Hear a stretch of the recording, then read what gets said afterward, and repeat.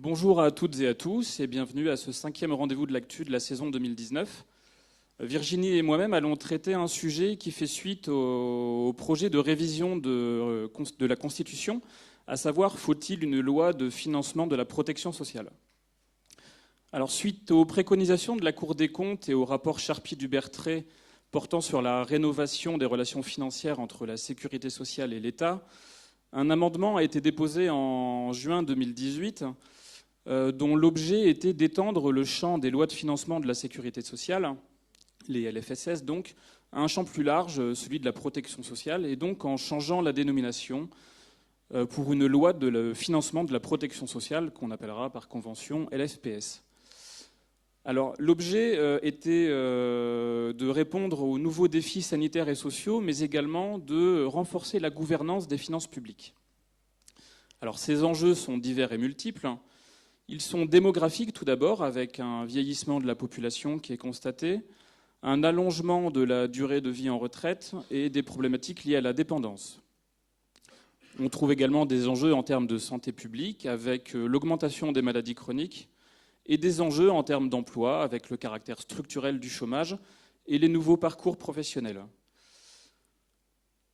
Alors, il est également nécessaire de tenir compte de la place croissante qui est tenue par les organismes complémentaires obligatoires, notamment pour ce qui concerne la retraite. Et ces enjeux, bien évidemment, s'inscrivent dans les deux grands projets de réforme à venir, celui sur la prise en charge de la dépendance et celui sur le nouveau système de retraite universelle. Donc, si hier, la création d'une loi de financement de la sécurité sociale dont l'objet était de déterminer les conditions nécessaires à l'équilibre financier et de fixer les objectifs de dépenses en fonction des prévisions de recettes, la loi de financement de la sécurité sociale a largement contribué donc à maîtriser les dépenses dans la sphère de la sécurité sociale et à la gestion du risque, et cela depuis 1996. Demain, une loi de financement de la protection sociale nous permettrait d'aller au-delà et de permettre au Parlement d'être informé et y compris de se prononcer sur les comptes de la protection sociale et non plus exclusivement, je cite, sur les orientations de la politique de santé et de sécurité sociale et les objectifs qui déterminent donc les conditions générales de l'équilibre financier de la sécurité sociale. Ainsi, on aura une modification à la fois du domaine et du degré d'intervention du Parlement. Et finalement, la question qui se pose aujourd'hui, dans le cadre de la révision constitutionnelle, si l'on adopte une loi de financement de la protection sociale, c'est est-ce qu'elle est vraiment nécessaire pour faire face aux enjeux tels qu'énoncés par Jean-Baptiste, ainsi qu'aux réformes annoncées. Trancher cette question de la pertinence ou non d'une loi de financement de la protection sociale n'est pas si évidente, et on peut se demander si elle est exclusivement formelle ou si elle apportera de réelles modifications à notre système de protection sociale. Et donc, pour ce faire, il est nécessaire de rappeler le cadre juridique de la protection sociale ainsi que son financement.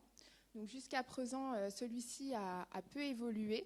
En tout cas, il a moins évolué que le cadre juridique.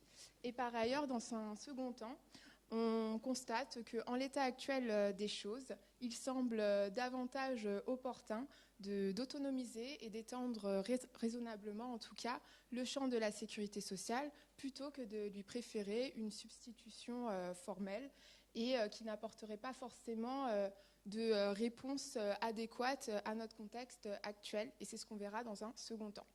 Donc tout d'abord, avant de rentrer dans le vif du sujet et de définir s'il est opportun ou non d'adopter une loi de financement de la protection sociale, il est nécessaire de procéder à un rappel historique.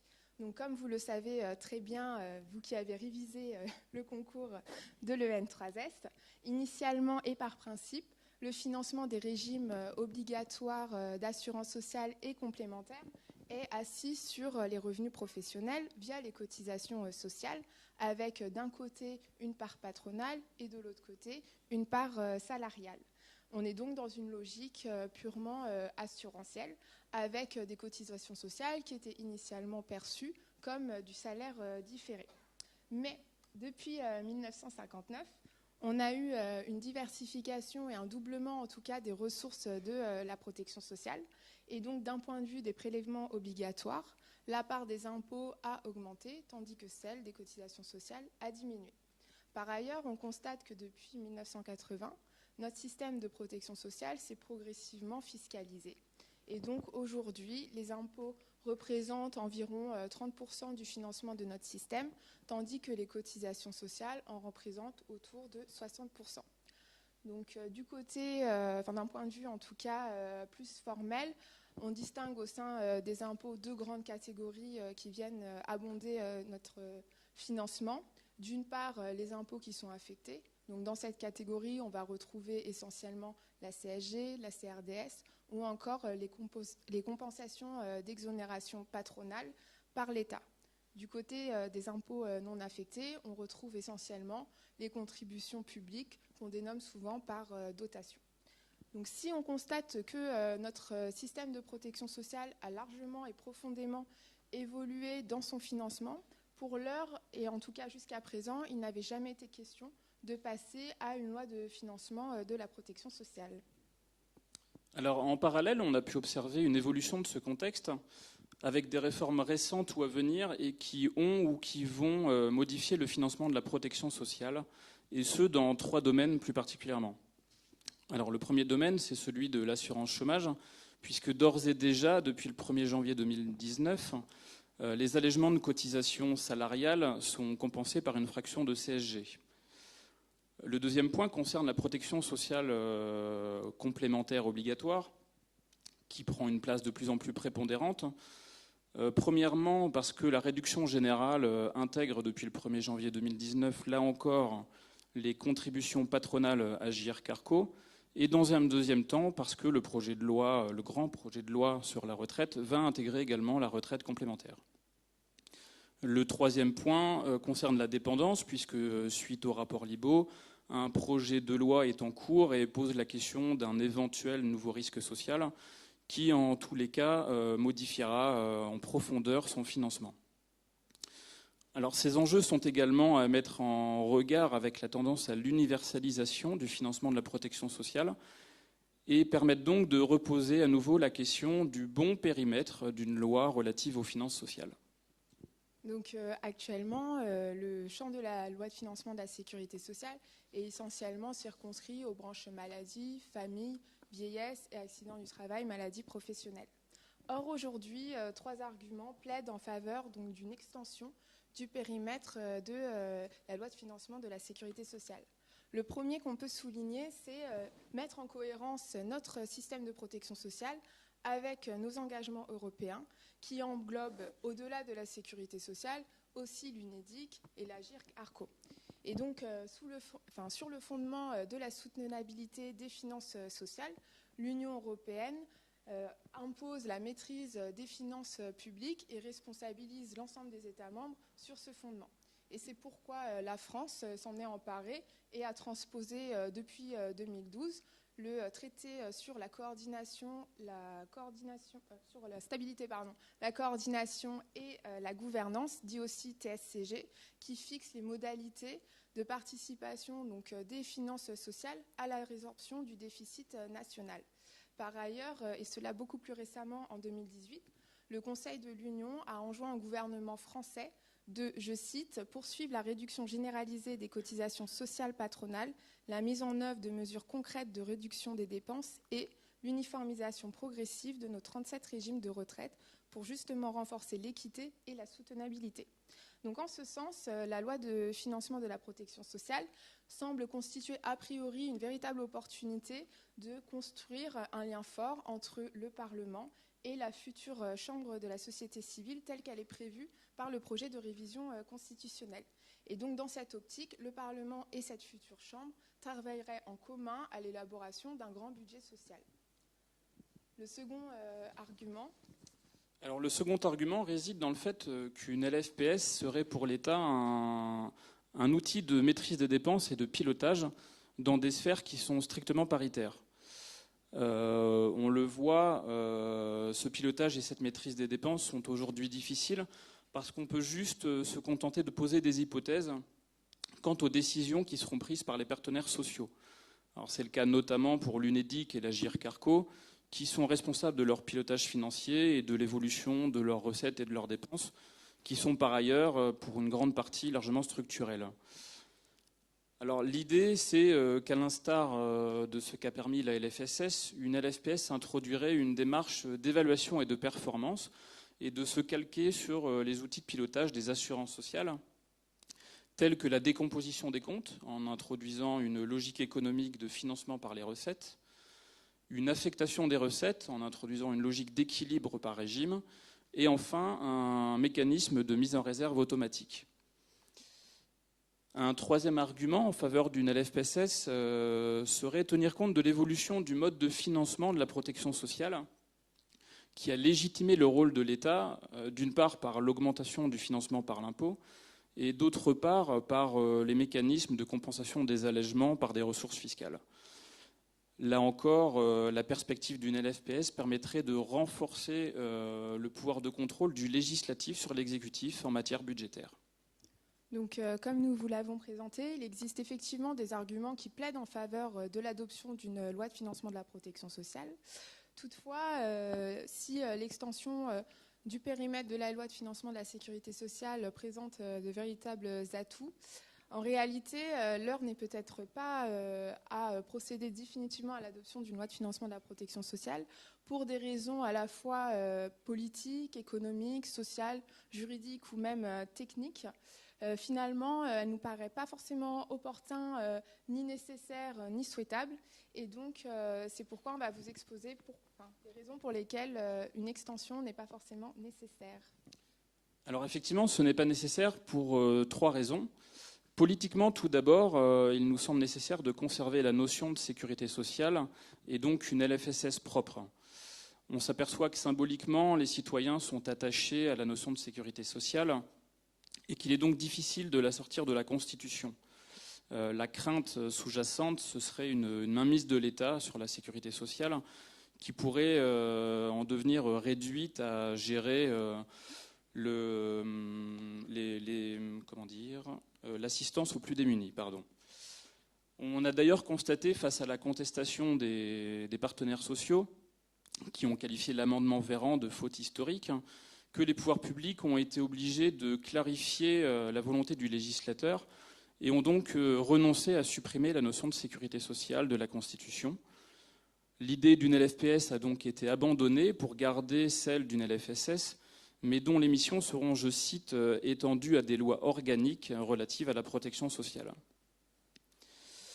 Alors un autre élément, c'est que le champ de la protection sociale est plus large que celui des organismes de sécurité sociale, et donc on imagine difficilement comment une LFPS pourrait intégrer les mutuelles non obligatoires, par exemple, ou encore les départements qui sont en charge des dépenses de solidarité.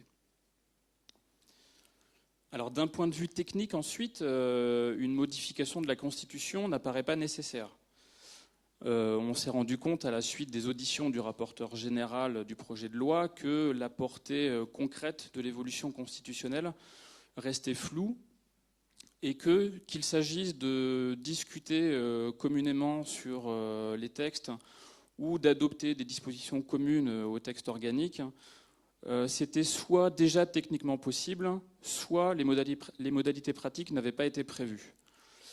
On peut également rappeler que la LFSS a déjà été étendue en 2005 à la CADES ou à la CNSA, par exemple, sans qu'aucune modification constitutionnelle n'ait été nécessaire. Donc enfin, on a une dernière raison qui nous conduit à ne pas forcément considérer comme nécessaire l'adoption d'une loi de financement de la protection sociale, et c'est sur le fondement juridique, car comme nous l'avons abordé tout à l'heure, effectivement, nous avons des engagements européens, mais pour l'heure, ils demeurent tenus dès lors que la France adopte des lois de programmation des finances publiques qui promeuvent une gestion pluriannuelle des finances publiques dans une logique et une dynamique budgétaire. Donc, quand bien même elles aient une portée finalement juridique assez faible puisqu'elles ne sont pas contraignantes, elles ont au moins le mérite de formaliser nos engagements en la matière vis-à-vis des autorités européennes et notamment à travers le programme de stabilité qui détermine ce qu'on appelle un objectif de moyen terme avant la préparation du budget. Par ailleurs, on a d'autres arguments en défaveur de l'adoption d'une loi de financement de la protection sociale qui sont, en tout cas qui montrent qu'elle n'est pas forcément souhaitable. Le premier tient à la gouvernance. Il faut savoir que l'adoption d'une loi de financement de la protection sociale emportera une modification de la gouvernance très certainement, à la fois pour les régimes d'assurance chômage, mais aussi pour les régimes d'assurance obligatoire complémentaire ou encore les institutions de prévoyance, dans lesquelles il existe encore un paritarisme donc de définition et de décision côté assurance chômage et organismes complémentaires, auquel s'ajoute aussi un paritarisme de gestion, là dans la sphère exclusivement des régimes complémentaires obligatoires et des institutions de prévoyance. Or, pour l'heure, le financement demeure encore majoritairement assis sur les revenus professionnels via les cotisations, et par conséquent, de ce point de vue-là, les partenaires sociaux sont encore légitimes pour intervenir en la matière. De même, là où parfois l'État a échoué, les partenaires sociaux ont pris leurs responsabilités pour rééquilibrer les régimes, et j'entends par cela l'absence de déficit, par exemple, total pour les régimes complémentaires obligatoires, puisque les déficits étaient techniques dès lors que les partenaires sociaux avaient constitué des réserves. Par ailleurs, un autre danger que fait courir l'adoption d'une loi de financement de la protection sociale en raison d'une modification de la gouvernance, ça serait qu'on ait une instrumentalisation du financement de la protection sociale, non pas pour maintenir l'équilibre des régimes, mais pour servir d'autres objectifs. Donc, par exemple, que l'État utilise le fonds de réserve des organismes complémentaires pour la résorption du déficit national, ou encore que le financement serve des politiques plus vastes telles que la réduction du chômage. Par ailleurs, nous avons d'autres limites à l'adoption d'une loi de financement de la protection sociale. Celles-ci peuvent être d'ordre économique, car s'il est vrai qu'une loi de finances telle qu'elle soit permet de contenir et de stabiliser la part des dépenses au sein du PIB, ça a des vertus, il est vrai, mais nous avons des contreparties et des dangers en tel cas. Donc le premier, c'est de conditionner les droits et les assujettir à la conjoncture économique. C'est-à-dire que notre système de protection sociale devienne finalement procyclique, c'est-à-dire qu'il s'ajuste selon la conjoncture économique. Et donc dans ce cas-là, les droits sont positifs, le système est généreux si jamais la conjoncture économique est positive, tandis que notre système est moins généreux en cas de conjoncture économique défavorable. Et dans cette perspective, on pourrait très très bien imaginer, dans le cas d'une crise financière analogue à celle qu'on a connue en 2008, qu'en cas de baisse, en tout cas des recettes de l'État, mécaniquement avec une crise économique, que nos prestations ou nos pensions de retraite diminuent elles aussi automatiquement. Par ailleurs, la dernière limite qu'on peut évoquer en matière économique, c'est le risque de borner finalement l'évolution de notre système de protection sociale à la seule logique économique et donc d'occulter les vertus de notre système et notamment les effets redistributifs que l'on peut souligner et qui sont attribuables à la protection sociale. Et enfin, socialement, adopter une loi de financement de la protection sociale nous pose question, puisque par analogie, si l'on observe ce qu'il s'est passé avec les lois de financement de la sécurité sociale, on constate qu'elles ont eu une capacité limitée à apporter de véritables évolutions structurantes pour notre système, ni même à apporter des réformes sociales de grande ampleur. Donc de ce point de vue-là, il ne nous semble pas forcément pertinent de passer à une loi de financement de la protection sociale. Alors si, comme on vient de le voir, une LFSS doit être maintenue, pour s'adapter aux nouveaux enjeux, elle doit cependant être étendue raisonnablement.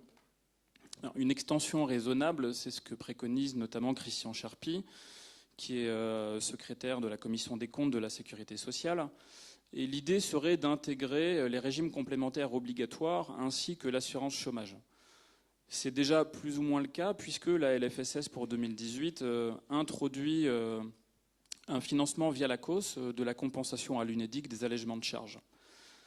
On pourrait également intégrer dans cette LFSS l'hôpital de manière un petit peu plus précise, puisque si on se rend compte que le financement de l'assurance maladie est proche de l'équilibre, les hôpitaux, eux, connaissent des déficits importants et structurels et qui ont même tendance à s'accroître. Le troisième point qu'on pourrait également intégrer, ce serait la dépendance, compte tenu des grands changements en termes de financement qui s'annoncent. Alors, il y a également une idée qui est souvent débattue et présentée, c'est la fusion des lois de financement de l'État et de la sécurité sociale. En effet, avec la fiscalisation croissante et le principe constitutionnel du consentement à l'impôt, le Parlement a étendu ses compétences à l'examen des PLFSS. Et ce PLFSS a plusieurs dispositions qui sont communes avec le projet de loi de finances de l'État, ce qui pose donc la question d'une éventuelle fusion.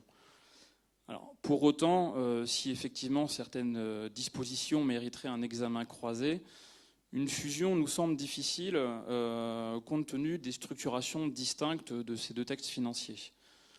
Alors, tout d'abord, elles sont régies par des lois organiques distinctes, LOLF et LOLFSS, ce qui renvoie à une différence institutionnelle, État versus organisme de sécurité sociale.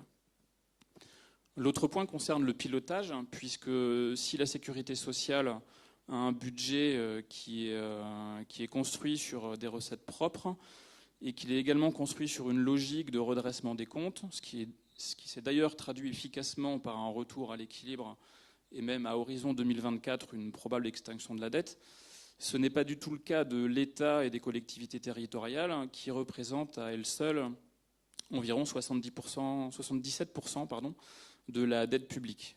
Il est donc aisé de constater que le pilotage de la sécurité sociale serait à conserver. Alors, un dernier point en défaveur de la fusion de ces textes serait que ce serait une remise en question complète du fondement sur lequel la sécurité sociale s'est construite en 1945, à savoir la distinction entre les finances publiques et les finances sociales. Alors, à cette idée de fusion, en revanche, il semble possible de pouvoir aligner les calendriers qui sont aujourd'hui insuffisamment interministériels et insuffisamment coordonnés. L'idée serait donc que les ministères de l'action publique et de la santé aient des discussions un petit peu plus communes sur ces textes, notamment sur la partie recettes, ce qui permettrait de générer des gains en termes de lisibilité des finances publiques. Et donc, pour conclure notre présentation, finalement, ce qu'il en est ressorti au terme de nos travaux, c'est plutôt que de trancher ou non la question de la pertinence d'une loi de financement de la protection sociale, ou bien préférer une alternative qui serait la fusion pure et simple des lois de finances avec les lois de financement de la sécurité sociale. Il nous a semblé important de recontextualiser actuellement ce débat. Et nous sommes post-crise des Gilets jaunes, post-grand débat national. Et ce qu'il en est ressorti, d'ailleurs c'est appuyé par le sondage réalisé conjointement par France Stratégie et le Haut Conseil du financement de la protection sociale, c'est qu'il est finalement insuffisamment lisible le financement et qu'aujourd'hui c'est le véritable défi à relever. C'est-à-dire que les citoyens français sont en difficulté en termes de compréhension donc, de notre système de protection sociale et notamment en difficulté compte tenu de l'absence de lisibilité des financements avec ce qui est financé. Et donc, dans une optique de compréhension du financement par les citoyens et d'une adhésion renforcée à notre système de protection sociale, la priorité nous semble plus à une mise en cohérence, dans un premier temps au moins, de l'affectation des recettes aux risques ou besoins sociaux qui sont couverts et les prestations délivrées, plutôt qu'à la création d'une vaste loi de financement de la protection sociale.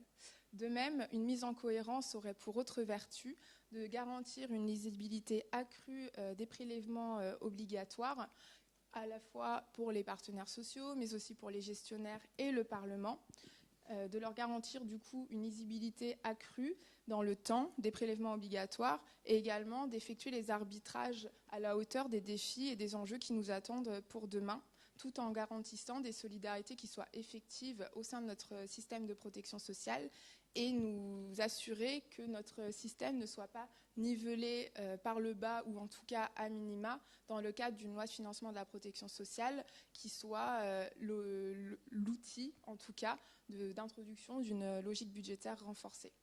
Merci pour votre attention. Merci de votre attention.